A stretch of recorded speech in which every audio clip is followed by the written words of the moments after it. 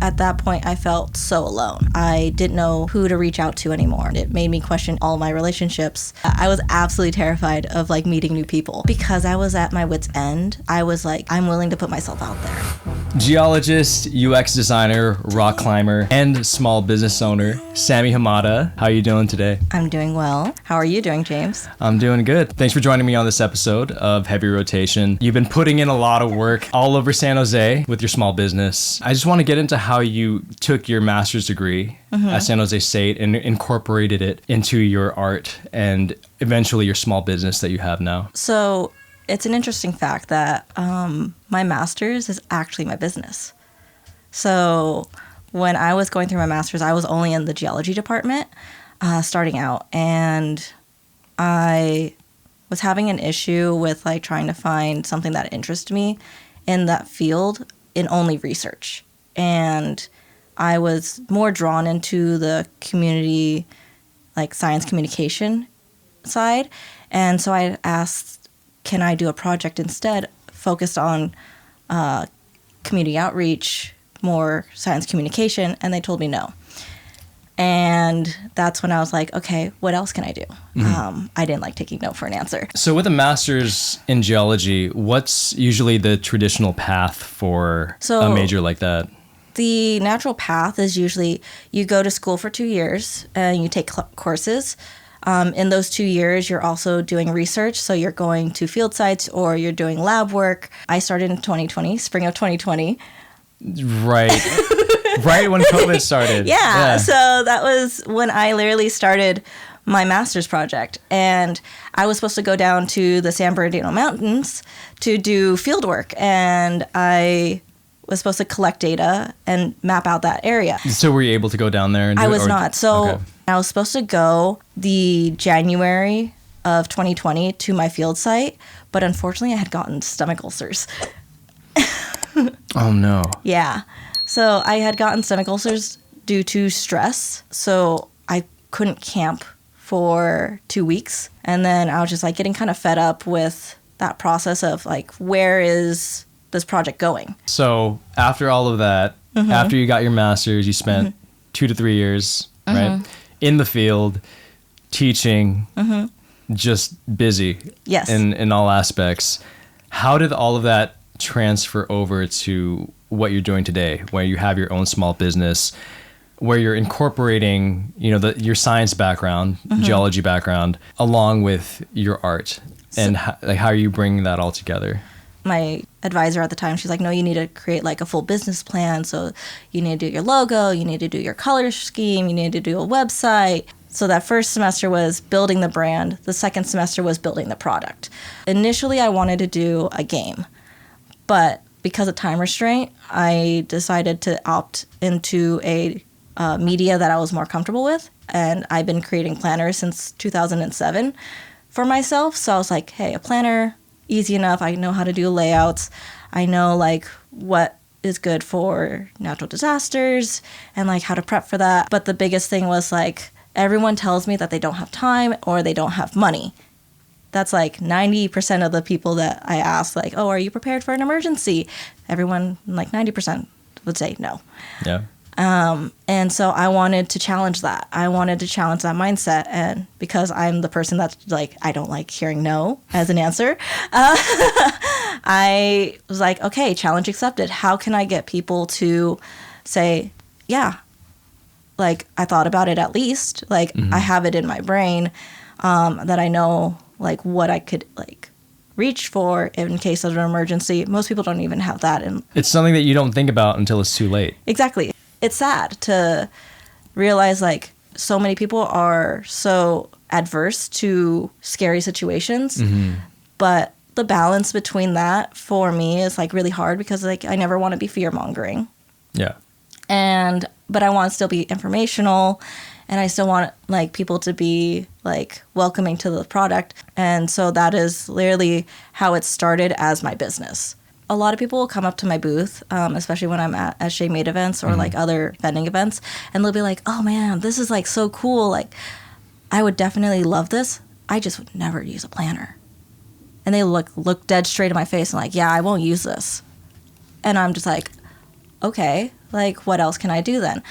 How can I make this more accessible for more people? Thank you for sharing that. Yeah. But I just want to switch gears a little bit to your own personal business, which is called Faulted Lines. Yes. And I just saw one of your pinned posts on your Instagram, and something that stuck out to me was this quote: "Accepting faults and learning to love the journey along the way." So I think this is kind of attributed to your own personal journey, you know, behind starting this business, and more along your personal growth and development, and how you tied that into your business. And I'd love to hear more about that. Yeah. So I actually have like 3 meanings behind Faulted Lines. Faulted Lines, in the science sense, as we've talked about a little bit earlier, is like geology. I studied fault lines in my master's. That's initially where my Instagram started as. It was the journey for my master's, and that's why it's called Faulted Lines, because I was studying fault lines.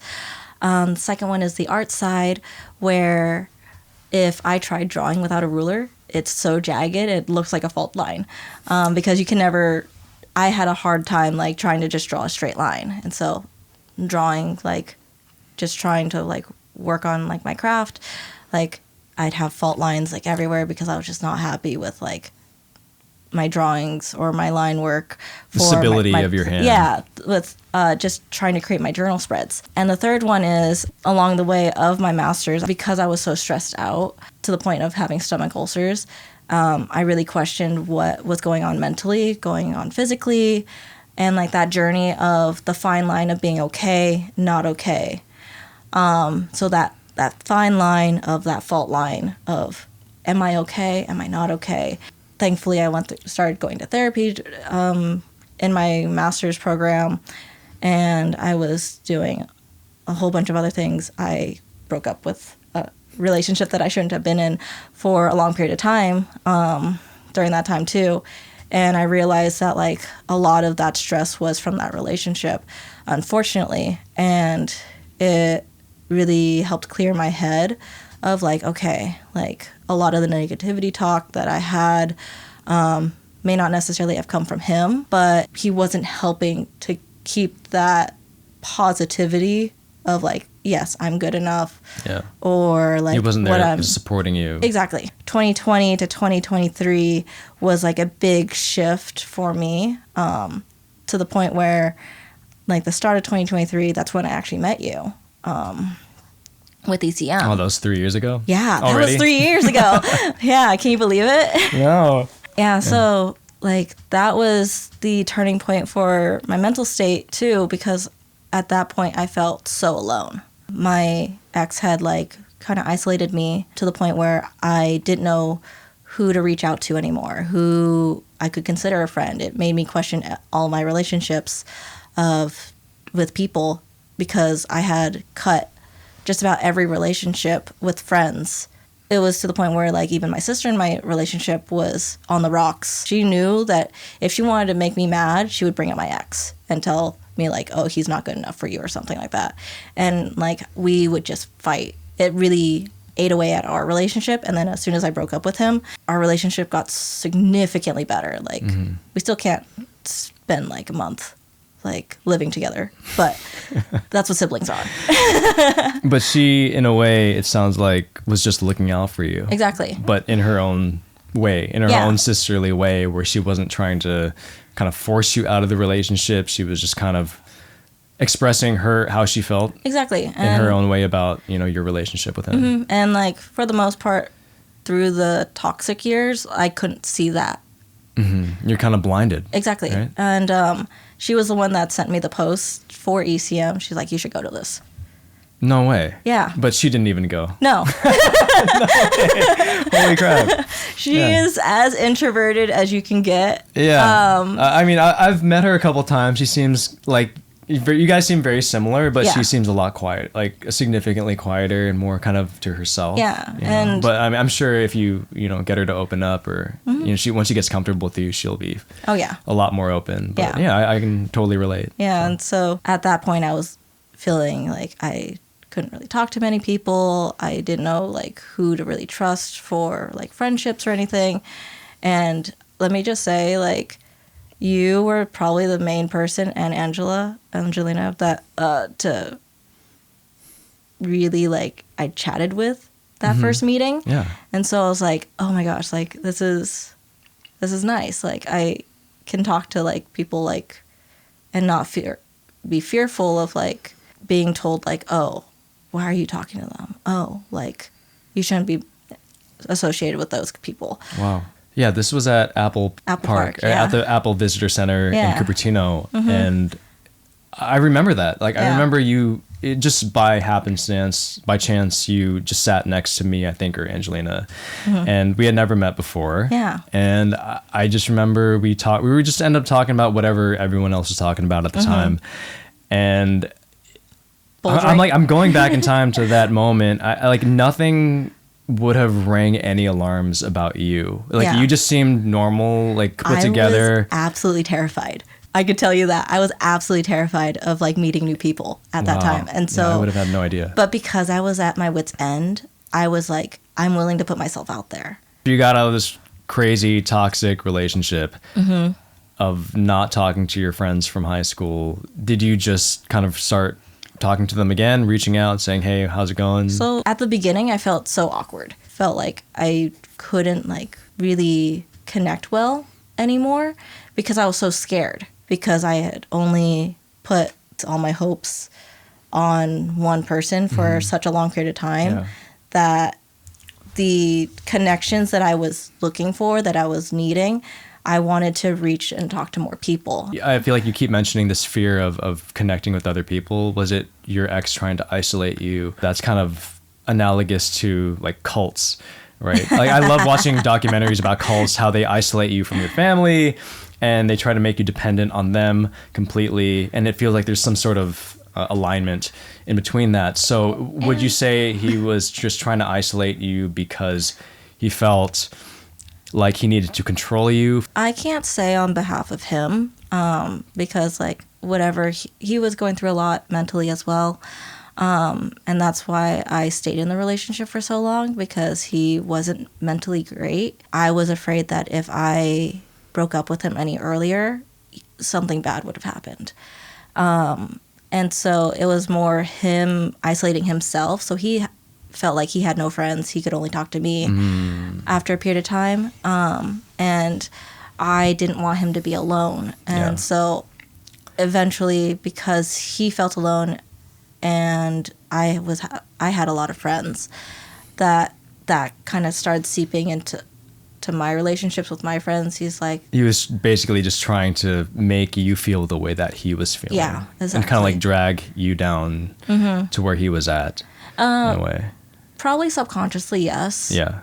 I can't say if it was intentional or not, but it's hard to see someone that you care about like going through a hard time. Yeah. Like to this day, like I still don't think badly of him too much. Like I can say that the instances of like what has gone through that relationship wasn't great, but at the end of the day, I still care for him, and I still say like, I hope he's doing better than he was back when we were together. Even if I tried cutting off all my friends, even if I tried like helping him get better, I got ulcers, I got stressed out because of that relationship, because I was trying so hard. It ultimately made me make that hard decision and be like, no, I need to take a step back. I need to like completely erase myself from his life. That's probably the most mature approach you could have possibly taken. Yeah, we were together for almost 10 years, so. Wow. Based on everything you said, you just handled it as well as you possibly could have. It could have gone so many different ways. It was so hard. I'm proud of you for just being able to navigate that in a wise and mature way. Because in a situation like that, when no one is benefiting from being in a relationship, neither side is benefiting, it's just clearly toxic. Yeah. There is no maybe there is some love there, but it's just a very twisted, convoluted, toxic kind of love that can go very south very quickly, very haywire. And especially since like we were in a relationship for so long, that like sunk cost starts to like seep in. Can you imagine if you just stayed with them and you're like, well, we've been together this long. We might as well get married. We might as well have kids because this is all I know. And this is all I can do. This is all I feel like I'm capable of. That's scary. And it seems like the older I get, the more like I see people getting divorced sometimes. I'm like, what if that's why they were just together because of the sunk cost fallacy, like you said. And it's just because this is all we know. Yeah. I probably wouldn't even be in the Bay Area. Like, he was just moving when we broke up. And I told him, I'm like, I'm not coming over to your new place because if you have a memory of me there, it's just going to be harder for you. Yeah. Unfortunately for me, everywhere in the Bay Area, I have a memory of him. Sorry, this just reminds me of my own relationship in college where I was not in a good place. And I ended up dating this girl for 3 years who I basically started dating because I just needed someone there. I needed a companion. And it wasn't about love. I was just in a very dark, low place in my life. I was going through a lot of stuff. And I felt like, hey, maybe a girlfriend would help out, which is like the last thing that would have helped me. Yeah. And that's what I thought because I was 22 and I was dumb at the time. And of course that went pretty haywire. She ended up cheating on me, which I look back in hindsight and it's because I didn't go into this relationship because I loved myself at the moment. I wasn't in a good place. And now I look back and I think this whole situation was my fault. Yeah. You know, I still wish the best for her. And I hope wherever she is now, she's doing well and that she's happy. But that kind of weighs down on me a little bit. The way that it ended was very, destructive and catastrophic. And I think about how I reacted in those moments where the relationship ended. Yeah. And I think back now, I'm like, oh, this could have all been prevented if I just never got into a relationship in the first place with someone that I wasn't actually interested in or someone that I wanted to be in a relationship with. It hurts. Yeah. Yeah, it hurts looking back. And I'm glad I had to learn from that.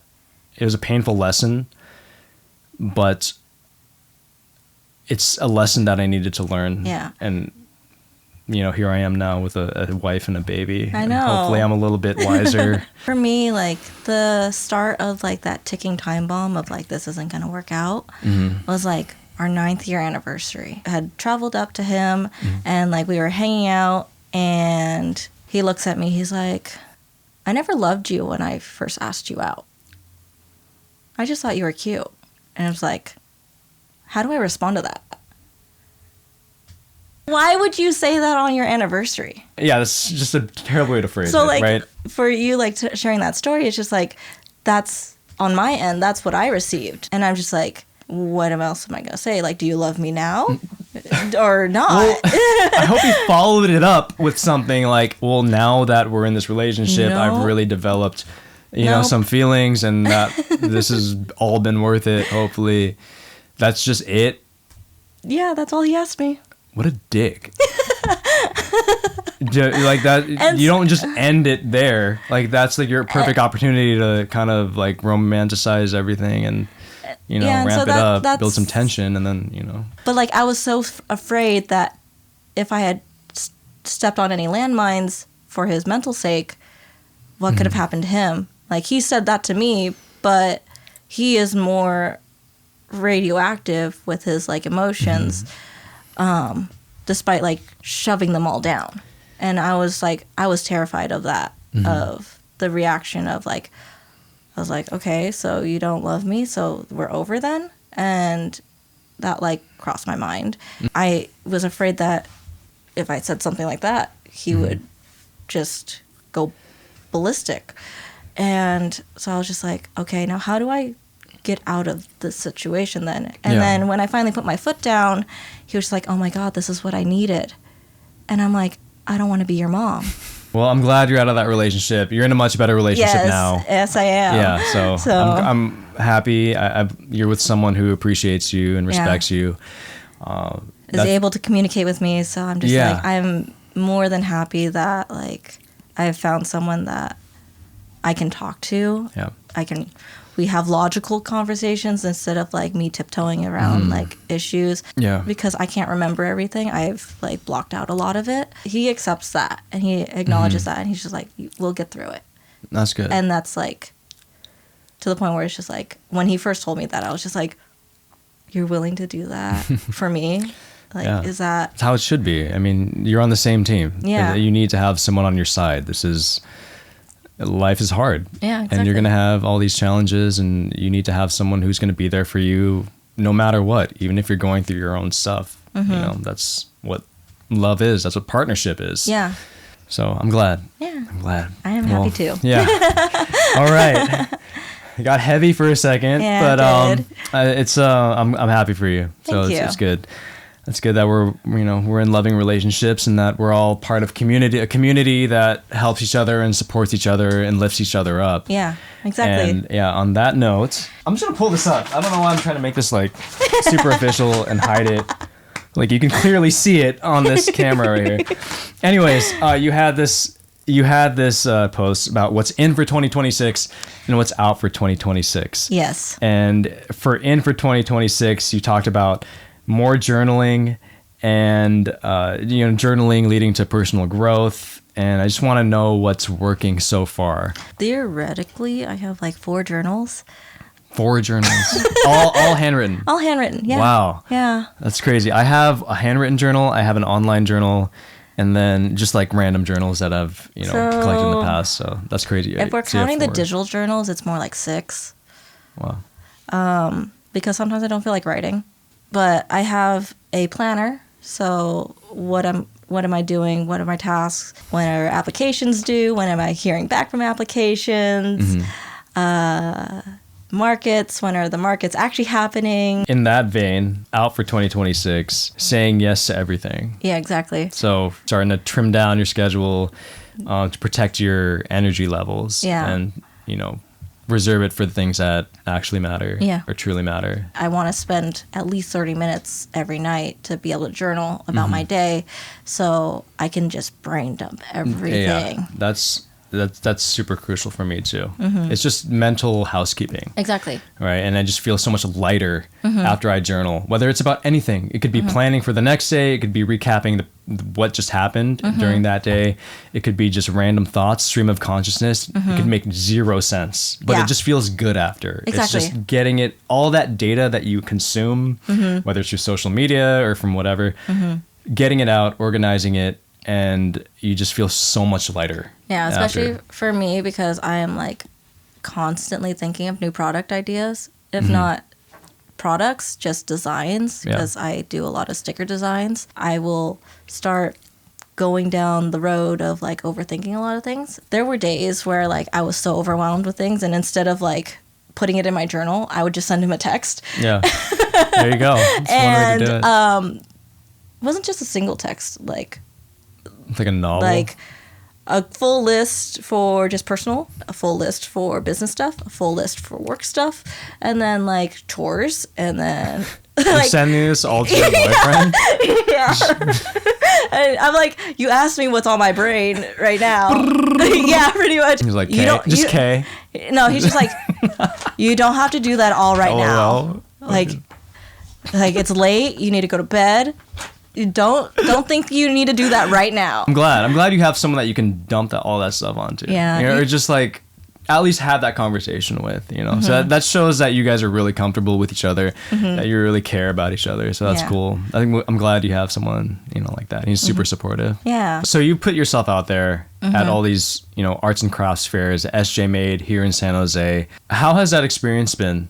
Getting your name out there, getting your business out there, buying all the stuff that you need to set up, like a tent, tables. What advice and what would you recommend based on your experiences, if to someone that wants to set up, at a craft fair like you have? I feel like it's a little bit different for me, because my parents are very supportive, that they're willing to, they bought me my canopy, they bought me the tables, they bought me, so awesome. Like a lot of my equipment that my parents have purchased for me. Because they're like, this is your dream that you want to do. We're going to help support you, because they own a small business as well. Yeah.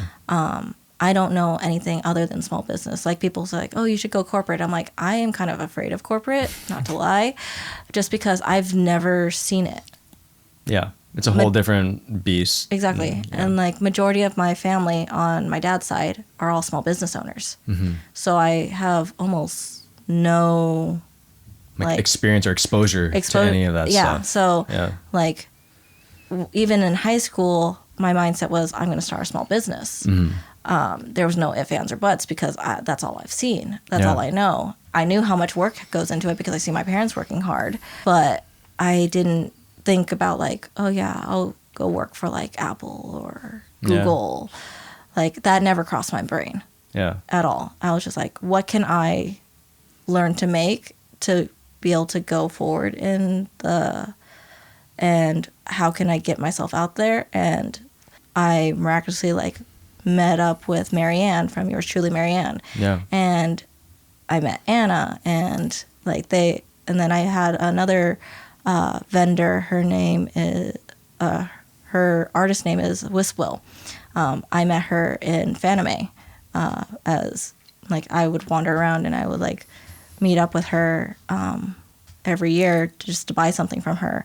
And there was a couple of years where I would gift her like my polymer clay charms or like a little figurine, and she's like, why aren't you vending? Why aren't you on this side? And I'm like, I don't really have the time to do that right now. And then Anna asked me to help her with her booth back in 2022. And then I met up with Marianne after we had both graduated from our master's program in 2023.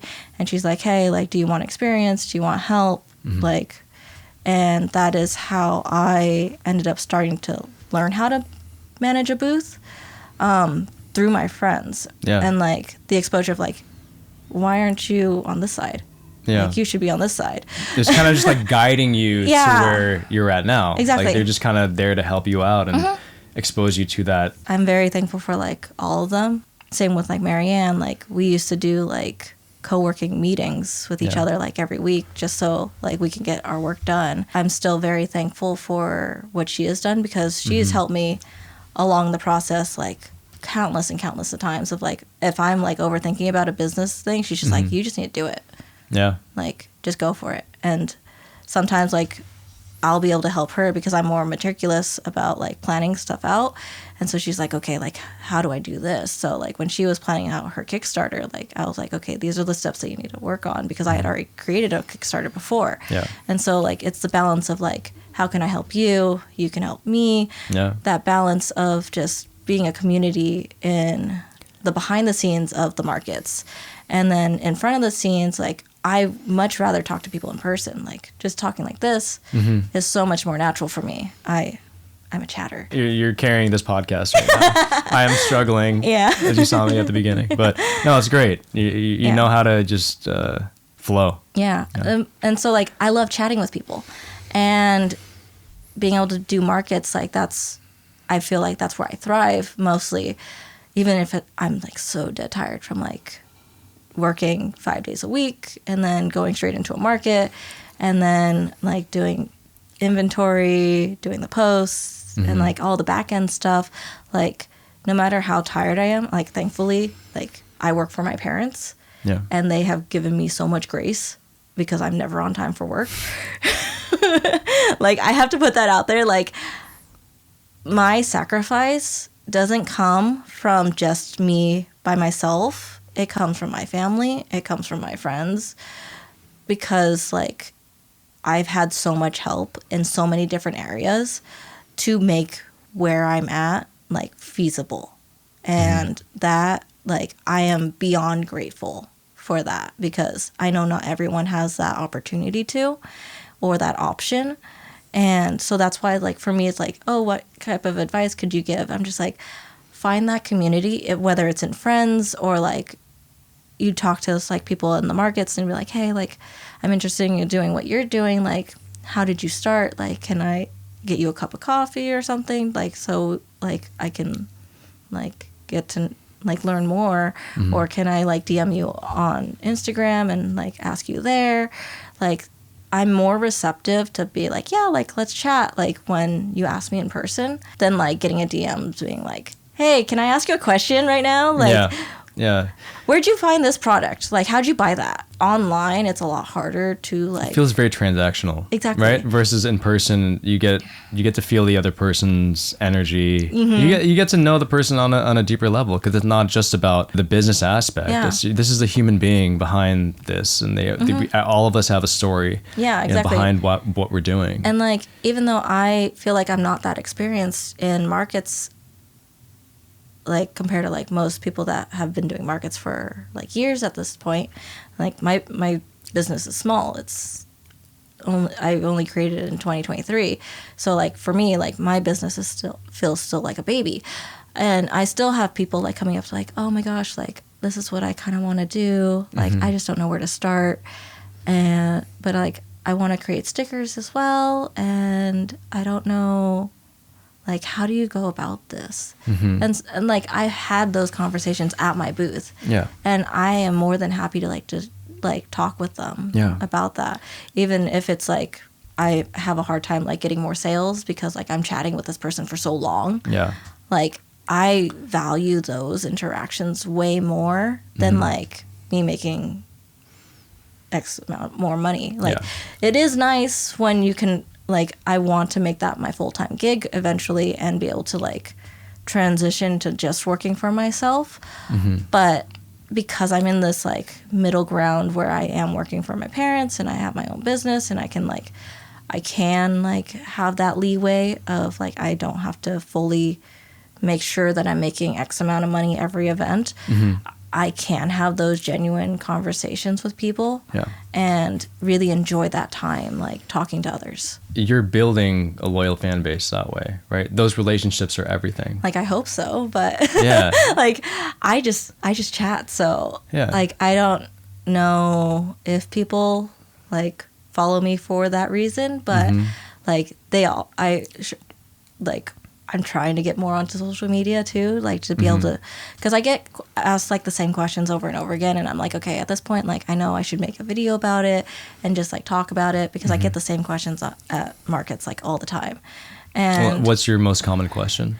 What is this? And they point to the emergency planner, and so like I think in like a given market, I have to like repeat like, oh, this is an emergency planner. These are called game plans. And like I go through that entire spiel. I think like if it's a 1-day event, depending on how many people pass my booth, I can say that same spiel 20 times in a day. Wow. Yeah. Just like a broken record. Like, okay, here we go again, type of thing. Even though I have like a little sign. Yeah.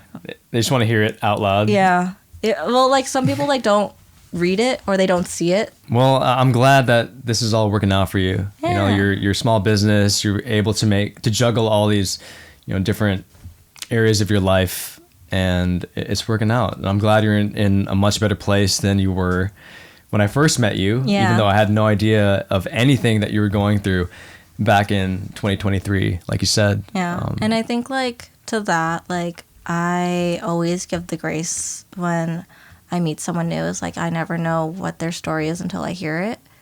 And so like I try and give out as much kindness and understanding to the next person, because like I don't know what's going on with your life. Yeah. And so like if someone like comes up to me and I ask like, oh, how are you? And they're like, not that great. And I was just like, okay, well, like, I can feel, like, the sadness and whatnot. Like, I'm not able to take on your emotion. As I'm trying to be better about that, of not, like, absorbing emotion like that. Yeah, I have that problem. It sucks. Yeah. Like, I don't want to absorb your emotion, but I want you to know that you are safe here. Yeah. And that balance doesn't always happen, but especially like with my branding, because Faulted Lines, the Japanese saying for do you know what kintsugi is?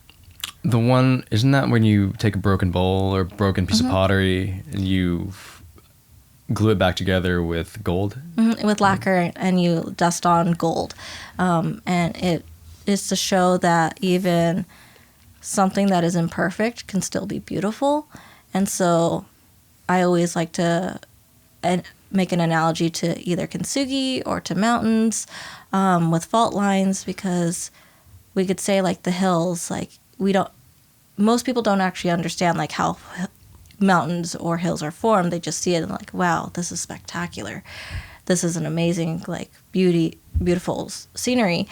And why can't we say that about our own faults?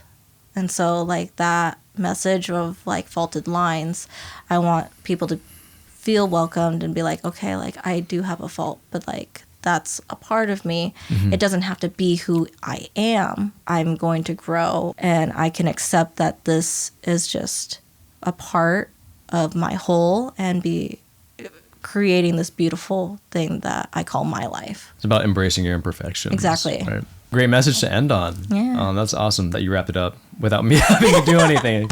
Sick. With that being said, is there anything else that you would like to end on? Any final messages? Is there anything that you want to say to the audience? I would probably say, like, don't be afraid to get out there and try something new. Dive into that adventure. Dive into that journey. You never know exactly what's going to come from it. Just trust yourself. Yeah. Trust that you're headed in the right direction, mm-hmm. even if it may seem like it at the time. Exactly. Sami Hamada, thank you so much for being a guest on Heavy Rotation. Appreciate it. Thank you for having me. Bye.